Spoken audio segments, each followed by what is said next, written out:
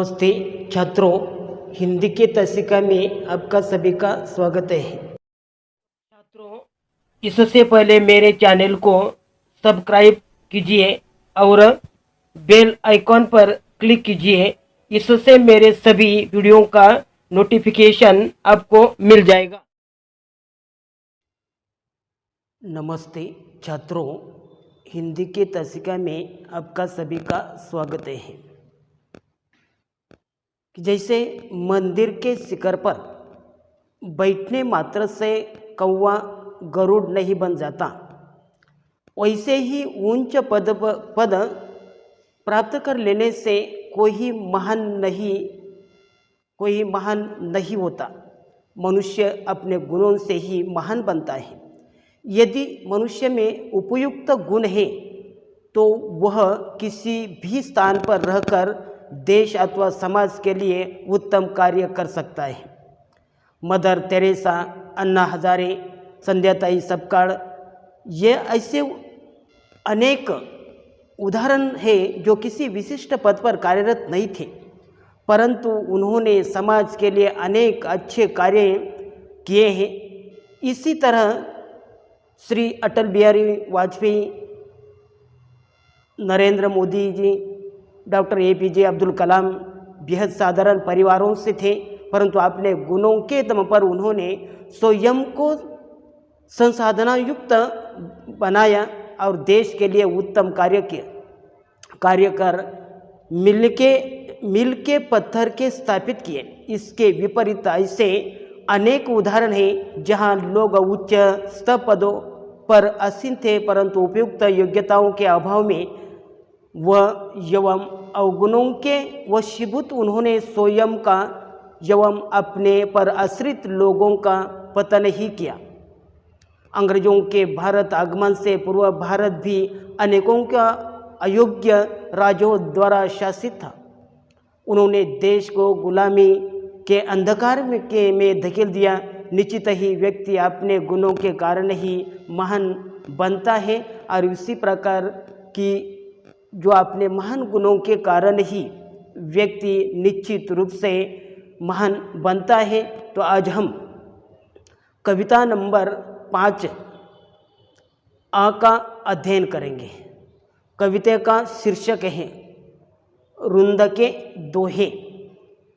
कवि रुंद जी ने यह दोहे लिखे हैं और इस दोहे के माध्यम से कि कवि ने नीतिपरक बातों की सीख दी गई है। विद्यारूपी धन की विशेषता यह होती है कि वह खर्च करने पर भी बढ़ता जाता है। आंखें मन की सच जुट्टी बातें बता देती है। जितनी चादर हो मनुष्य को उतने ही पांव फैलाने चाहिए। व्यवहार में कपट को स्थान नहीं देना चाहिए। बिना गुणों के मनुष्य को बड़पन ही नहीं मिलता। दुष्ट व्यक्तियों से उलझने पर कीचड़ हम पर ही उड़ता है। संसार में सद्गुणों के कारण ही व्यक्ति को आदर प्राप्त होता है। और उसी प्रकार की कवि रुंद के दोहे के पाठों को व्यवहारिक अनुभव परिचित कराते हैं, जीवन का सच्चा मार्ग इस कविता के माध्यम से बताते हैं। तो हम कविता का परिचय पढ़ते हैं, कवि का परिचय पढ़ते हैं। माना जाता है कि कवि रुंद जी का जन्म 1643 को मथुरा में हुआ। रीतिकालीन परंपरा के अंतर्गत आपका नाम आधार के साथ लिया जाता है। आपका पूरा नाम वृंदावन दास है। आपकी रचनाएं रीतिबद्ध परंपरा में महत्वपूर्ण स्थान रखती हैं। अपने काव्य के विविध प्रकारों में रचनाएं रची है। 12 मास में 12 महीनों का सुंदर चित्रण किया है। तो यमक सत्सई में विविध प्रकार से यमक अलंकार का स्वरूप स्पष्ट किया गया है। आपके नीतिपरक दोहे जनसाधारण में बहुत प्रसिद्ध है और लोक व्यवहार में अनुकरणीय है। आपकी भाषा सहज, सुंदर तथा लोक भाषा से जुड़ी है। आपकी भाषा में ब्रज तथा अवधी भाषा के शब्दों की जो बहुलता दिखाई जाती है।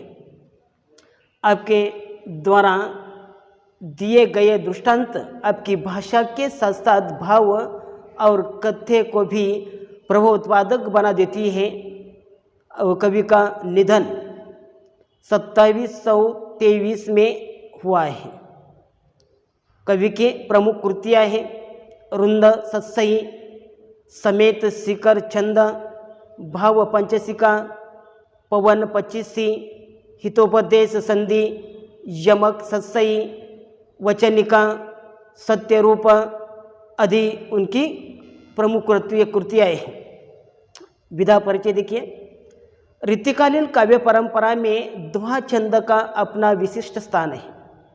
दोहा छंद की कई गई कवियों का प्रिय छंद रहा है। दोहा अर्धम सम मात्रिक छंद है। दोहे के प्रत्येक चरण के अंत में लघु वर्ण आता है। इसके 4 चरण होते हैं। प्रथम और द्वितीय चरण में 13 मात्राएं होती हैं तथा द्वितीय और चतुर्थ चरण में 11 मात्राएं होती हैं। पाठ परिचय देखिए। प्रस्तुत दोहों में कवि वृंदावन ने कई नीतिपरक बातों की सीख दी गई है। विद्या रूपी धन की विशेषता यह होती है, विद्या रूपी जो धन की विशेषता यह होती है कि वह खर्च करने पर भी बढ़ता जाता है। आंखें मन की सच्ची झूठ बातें बता देते हैं।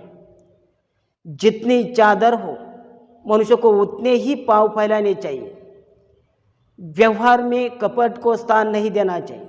व्यवहार करते समय कपट को स्थान नहीं देना चाहिए। बिना गुणों के मनुष्य को बड़पन नहीं मिलता। दुष्ट व्यक्ति से उलझने पर कीचड़ हम पर ही उड़ता है। संसार में सद्गुणों के कारण ही व्यक्ति को आदर प्राप्त होता है।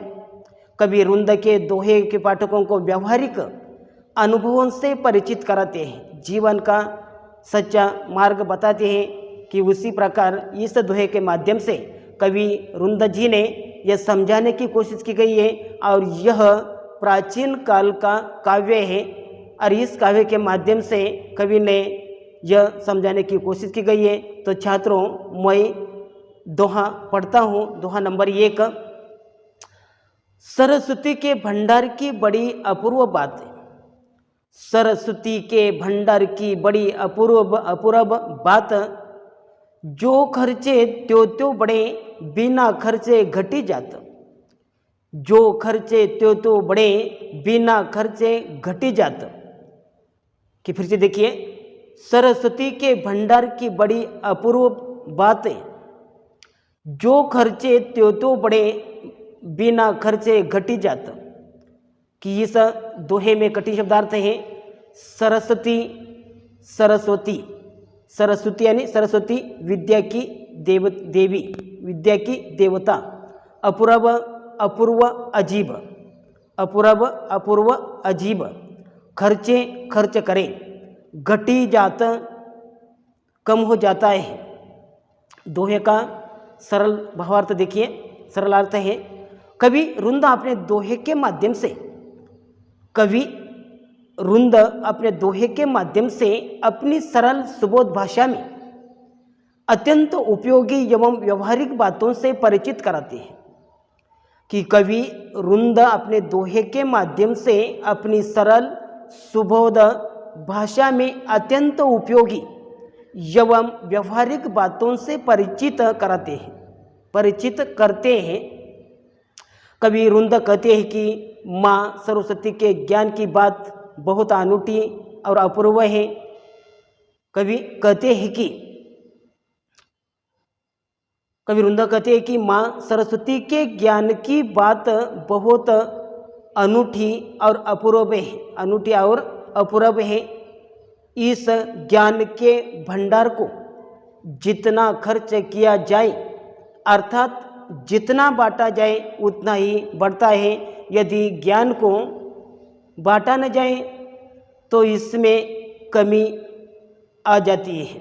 और उसी प्रकार इस दोहे के माध्यम से कवि रुंद कहते हैं कि अपनी माध्यम से अपनी सरल सुबोध भाषा में अत्यंत उपयोगी एवं व्यवहारिक बातों से परिचित कराते हैं। कवि रुंदा कहते हैं कि माँ सरस्वती के ज्ञान की जो बात है बहुत अनूठी और अपूर्व है।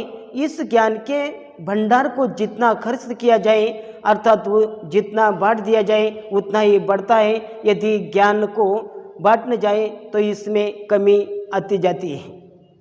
कि उसी प्रकार यह जो मनुष्य का जो ज्ञान है कि बांटने के बाद कि वह बढ़ जाता है।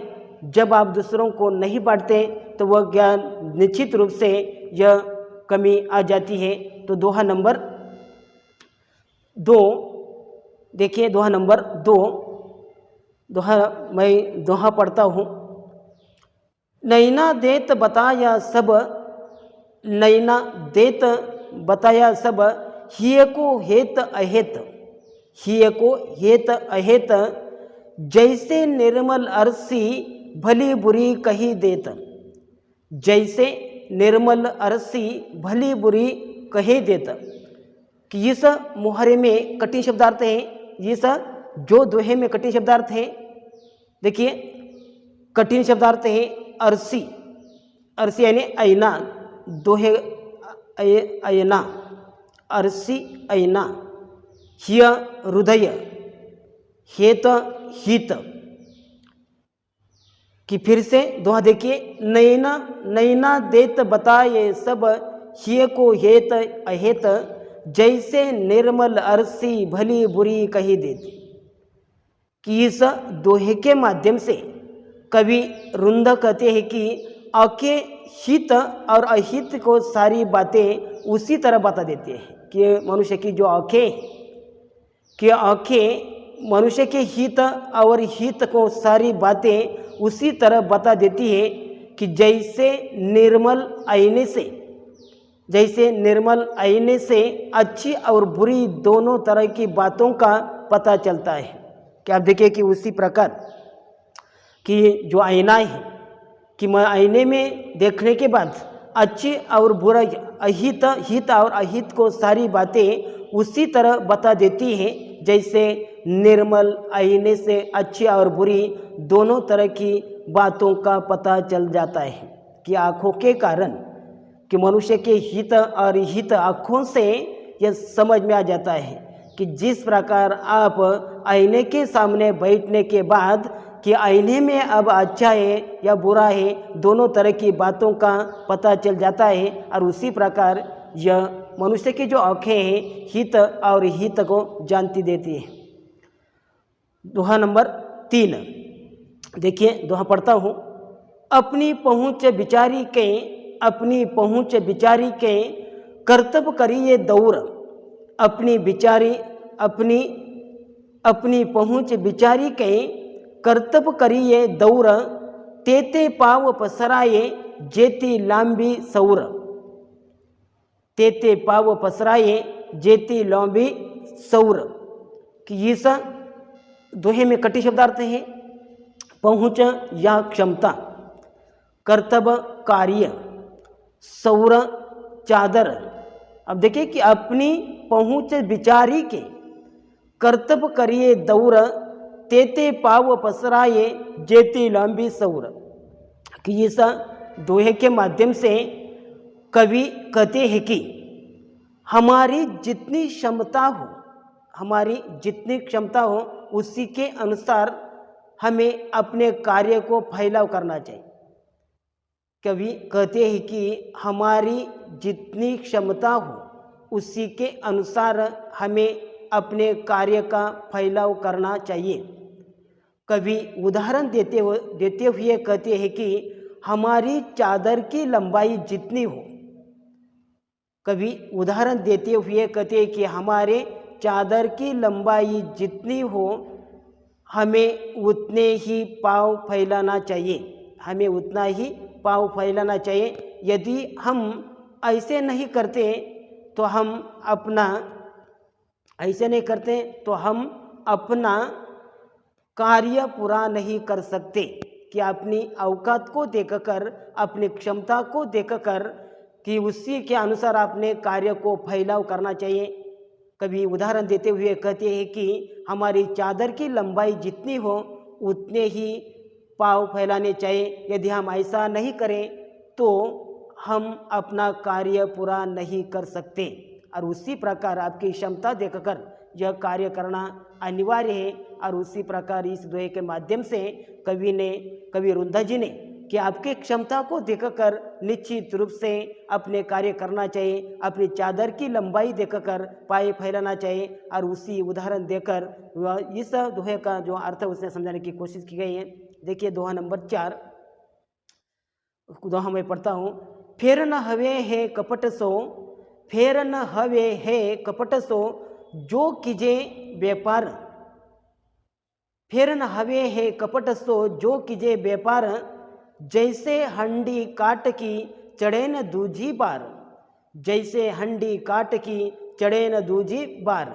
इस दोहे में कठिन शब्दार्थ है फेर दोबारा, काट लकड़ी, काट लकड़ी।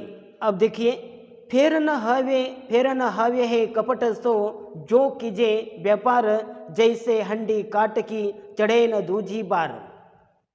कि इस दोहे का सरल अर्थ है, कवि कहते हैं कि व्यापार यानी लेन देन में हमें छेल कपट का सहारा नहीं लेना चाहिए।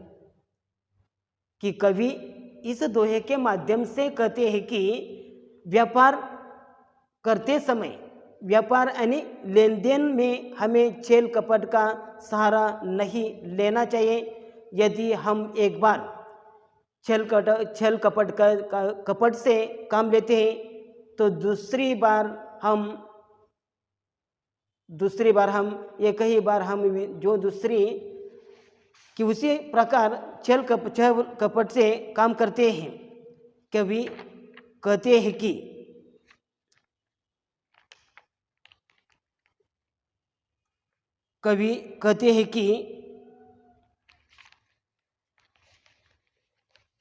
देखिए कवि कहते हैं कि व्यापार यानी लेन देन में हमें छेल कपट का सहारा नहीं लेना चाहिए। छेल कपट का सहारा नहीं लेना चाहिए। यदि हम एक बार छेल कपट से काम लेते तो दूसरी बार हम व्यापार अथवा ग्राहक से लेन देन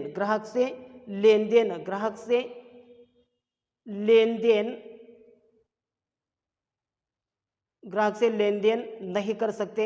कभी काठ की हंडी का उदाहरण देते हुए कहते हैं कि जिस प्रकार काठ की हंडी एक बार ही आग पर चढ़ाई जा सकती है, दूसरी बार वह काम नहीं आ सकती है, दूसरी बार वह काम नहीं आ सकती।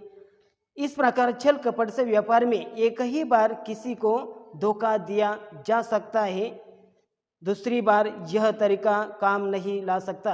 इस दोहे के माध्यम से कि कवि कहते हैं कि व्यापार यानी लेन देन में छेल कपट से सहारा नहीं लेना चाहिए। कि यदि हम एक बार छल कपट से काम लेते हैं तो दूसरी बार हम व्यापार अथवा ग्राहक से लेन देन नहीं कर सकते।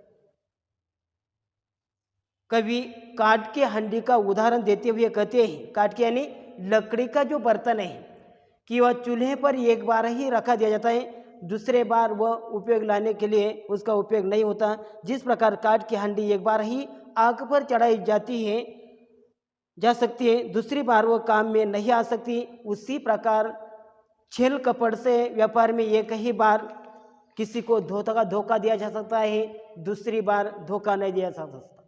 और उसी प्रकार इस दोहे के माध्यम से कवि ने छेल कपट से काम करने वाला, छेल कपट से व्यापार करने वाला कि व्यक्ति दूसरों के साथ एक बार ही छेल कपट कर सकता है। कि उसने उदाहरण दिया कि काठ की जो हंडी है एक बार ही चढ़ाई जाती है, काठ यानी लकड़ी का जो बर्तन है कि एक बार ही चूल्हे पर चढ़ा जाता है, दूसरी बार उसका उपयोग नहीं हो सकता। और उसी प्रकार जो व्यापार में जब दूसरी बार उसका जो छल कपट किया जाए तो निश्चित रूप से यह दूसरों के साथ दूसरी बार छल कपट नहीं किया जा सकता।